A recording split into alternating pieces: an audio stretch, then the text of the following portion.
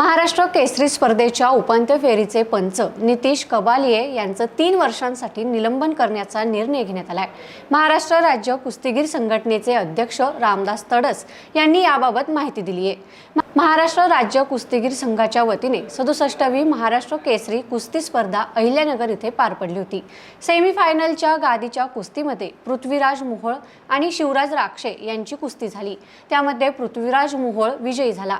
त्या ठिकाणी 3 पंच, 3 साइड पंच, 1 पंच अशी 4 जणांची समिती राहते। त्या ठिकाणी आम्ही चौकशीला पुढे जाण्याकरता एक कमिटी नेमली।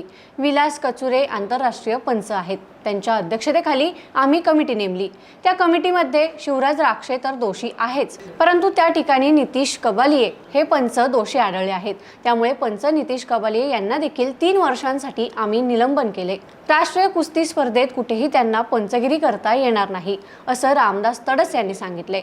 त्यांनी 7 दिवसात अहवाल सादर करावा, तर पुन्हा आम्ही कमिटी नेमू आणि त्यात दोषी नसेल तर पुन्हा विचार होईल। आज मात्र 3 वर्षांसाठी पंच सतीश कबालिये यांना निलंबन केलंय, अशी माहिती रामदास तडस यांनी दिली आहे।